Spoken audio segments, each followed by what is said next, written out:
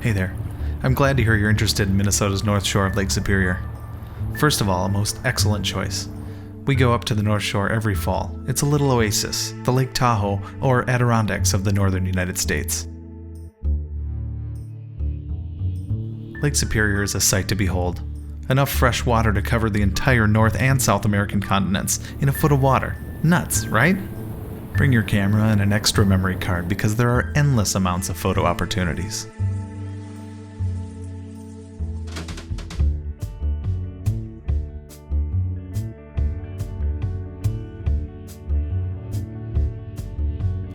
Let's start with Duluth, the largest freshwater port in the world, Minnesota's own San Francisco.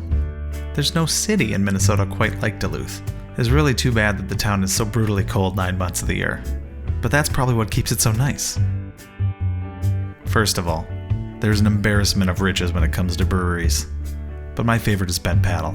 It is a refined beer and an elegant location. If you get hungry, the Duluth Grill is just down the road and is a local institution for Americana.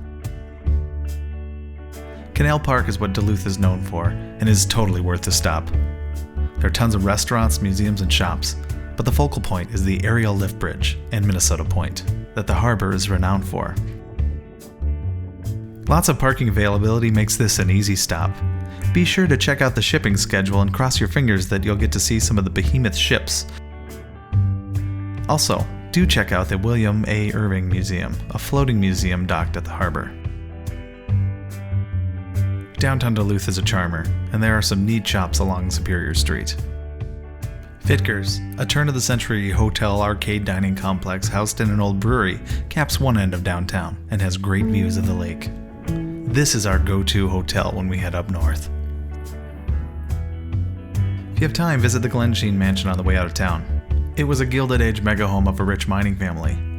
It's kind of the Downton Abbey of the north and has a rich, haunting history with murders and the like.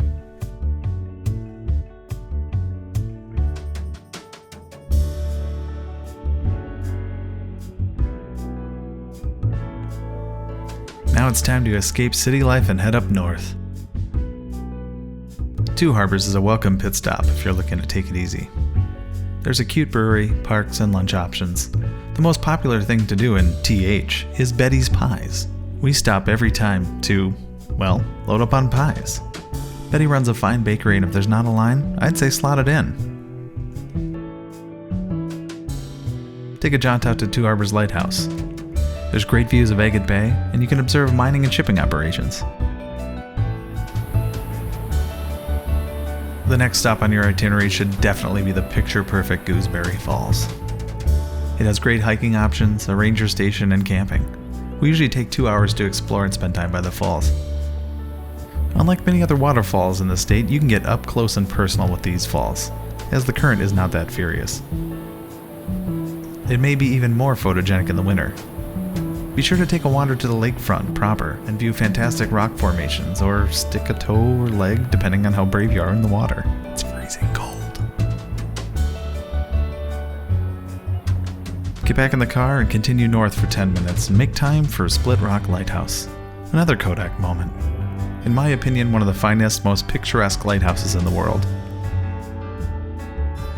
I would highly recommend the tour, as you can get into all the buildings and the lighthouse.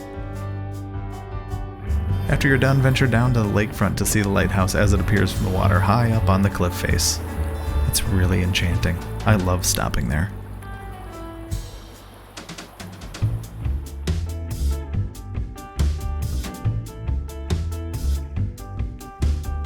As you head north toward Canada, there are a series of quick stop-offs, and they are all great volcanic rock hikes: Tetaguchi, Temperance River, and Cascade. Also note the bike paths are more and more available at this point. Lutsen Ski Resort is also worth a look.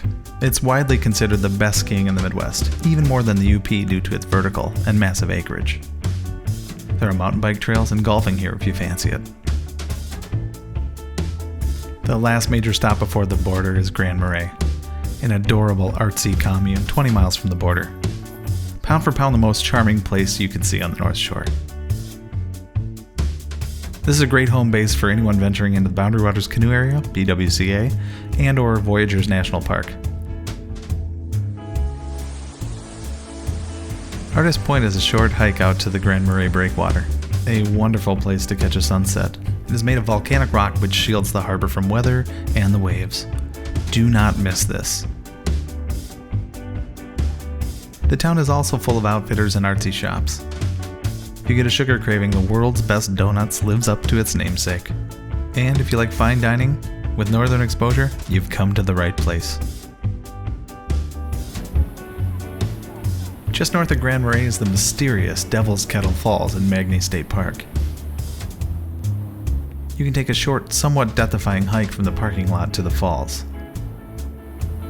Upon arrival, notice that only one set of the falls ends up in the river. The western falls seemingly disappears into the ground, never to be seen again. The only remaining stop before Canada is Grand Portage. You actually have a few options here. There's the Grand Portage National Monument and Visitors Center.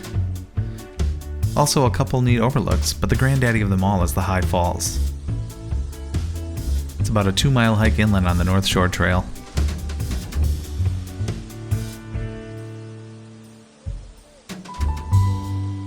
So that about sums it up. And I didn't even mention the Superior Hiking Trail, Eagle Mountain, or the BWCA. Those would be another video in and of itself. So how many days should you dedicate to this trip? Sure, you could do it in 2 to 3 days like we do, but we go up every year. If it's your first time, plan on 4 to 7 days. It's well worth it and demands a leisurely pace. Take your time, take in the scenery, and relax. You won't find a better locale to recharge those batteries.